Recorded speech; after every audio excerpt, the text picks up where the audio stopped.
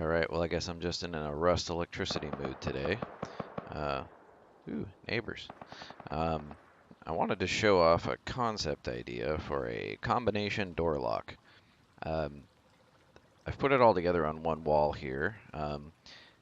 I suppose you could put it on an outside wall and use it for your own combination to open your own door, but Rust does a pretty good job with locks and door codes and guest door codes. And so for letting people in who you want in, that's already pretty much taken care of by the locks. So this might be better for something like a puzzle base. But what I've done here is I've put these 4 switches on the wall, and these are my combination lock. So let's pretend that this is switch 1, 2, 3, and 4. And you have to put in the right combination to open the door. I will tell you right now that the correct combination is 1 and 3. Ta-da! Door opens. However, um, it's not as simple as just wiring up 2 of the switches to power the door and having the others do nothing. Otherwise, it makes it too easy because someone could just turn on all the switches and the door would open once they turned on 1 and 3 and the others wouldn't do anything. So in this case, I hooked up 2 and 4 to some blockers, and those blockers prevent the door from opening. So if you say 1, 2, and 3, that blocker turns on and prevents the door from opening. So you actually have to put in the correct combination.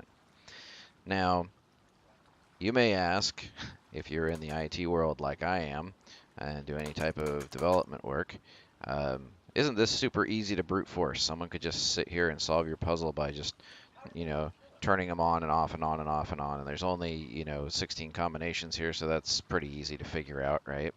Um, Brute force, if you're familiar with the term. They could just brute force it in probably a matter of a minute or so. So, like any good IT person, I threw in an anti-brute force mechanism to try and confound and confuse the people who are trying to do this. And I did that by splitting off the 2 and 4 switches into an OR switch that trigger a timer. Right now it's just set to 10 seconds, but you could set it to something much longer if you really want to piss people off. So if you turn on 1 and 3, the door opens as expected. However, if you were to turn on 1, 2, and 3, not only did I turn on the blocker, I also started a timer. If that were like a minute-long timer, it wouldn't matter how many times I do this right during that 1 minute period. That timer is activating this blocker, which stops the door from opening. So it is not only locked by virtue of needing to have only 1 and 3 on, it's also locked by virtue of if you turn on the wrong switch, it blocks it and starts an anti-brute force timer. So now when I do all this and I say, okay, wait, if I get this wrong, I'll show it in practice here with the switch off. I go 1, 2, 3. Now I'm just going to do 1 and 3, and 1 and 3 are on, but it's still not working. Why? Well, that's because the brute force timer is running. So I go, shit, it must not be 1 and 3. I'm going to do 4. No, that's not it. Okay, then maybe it's just 3 and 4. And whoops, now I started the timer again.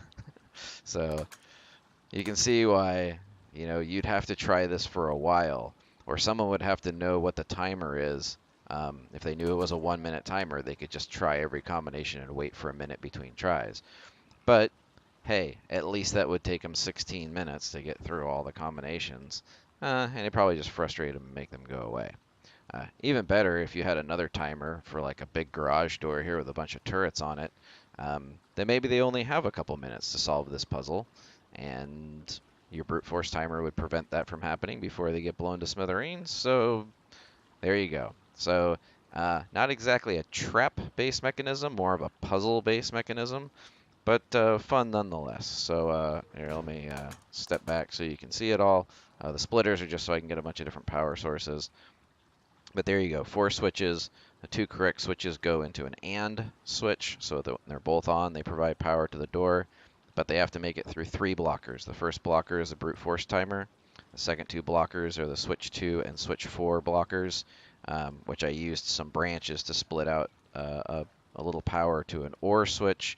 The OR switch here is what comes over and triggers the timer. So you can obviously expand this out, make it so that you need 4 or 5 levers on to open the door, and have maybe 10 switches total really confound people. That's a lot more combinations. Um, anyway, just a thought. So have fun with that.